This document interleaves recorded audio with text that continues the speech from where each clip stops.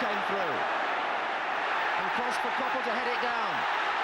And it's Koppel again. Onto the near post. Only back as far as Phil Neal with the shot.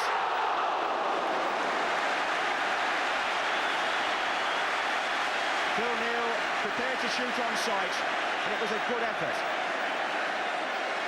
Ball played down the England right. Koppel looking for McDermott initially on the near post, but Phil Neal taking it first time on his left foot. Good effort.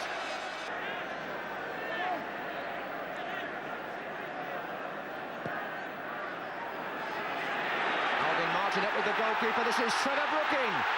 Oh, there's a chance there to go. Paul Mariner.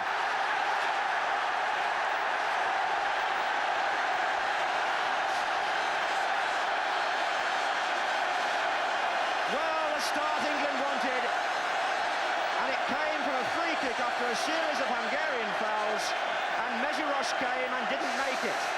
The ball comes out to Trevor Brooking. He fires it back in, and there's Mariner, 1-0 to England. Mariner, the man who scored the last goal from a striker for England from outfield play a year ago, gets on the end of it. The ball is gone. Mariner's just been fouled off the ball. There's an argument going on between him and Tarocik. Here's Brooking. It's Martos with the tackle. And Keegan. Good effort, beaten out by Meziros. Koppel's in there. He still is. Neal. McDermott.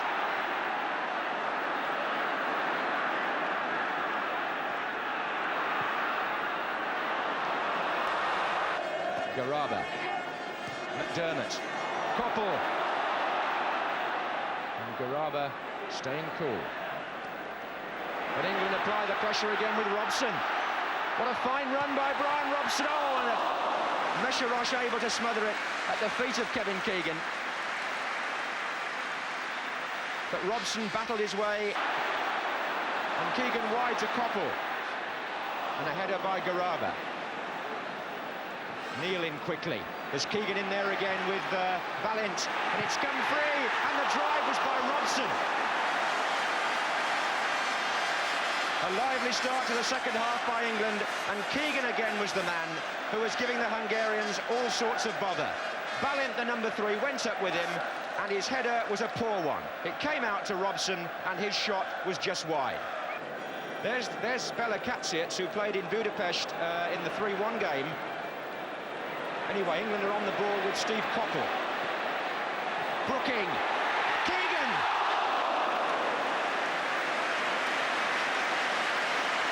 And Meziros is hurt this time without a doubt. Steve Koppel on the right wing, getting in a good cross. Trevor Brooking at the near post flicks it on. Keegan goes up with the goalkeeper, gives him a shove, and this time Meziros to Tarocik. That was Karakesh to Kish. And it's Kish with the shot, and Shilton in precisely the right place. Only the second shot Hungary have had, it came from Kish.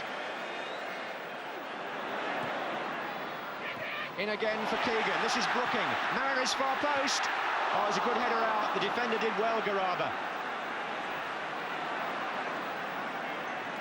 There have been a couple of very good clearances by the Hungarians when England have been promising to put the issue beyond any doubt, and Imre Garaba there did awfully well. In midfield, and Keegan a little flick to McDermott. They've got 5 players in attack.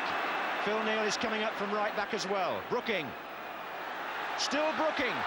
And still Brooking. And he was shoved. Not given. The defender, I think it may have been Garaba, seemed to knock him off balance, but the French referee had a look and said no. Wonderful piece of skill by Trevor Brooking inside the Hungarian penalty area, twisting, turning, and finally Garaba shoved him. 15 minutes to go. Brooking with the corner.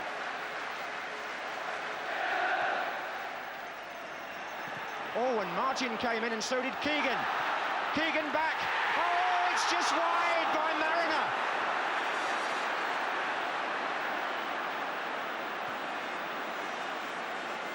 Well, Brooking took the corner, and watch Alvin Martin come in here, and the ball goes beyond him. Kevin Keegan beats Mesherosh, flicks it back in. Mariner's flick just misses the post. Morley. Oh, McDermott on the far side with a volley, of which he's always capable. One of the best volleyers of a ball you'll see, Terry McDermott. Doesn't matter what height it comes to him, wraps his right foot round it, and a very, very fine try. Hungary, meantime, while you're watching this again, they're going to make a second substitution. They're taking off Chapo, and they're bringing on Zanto.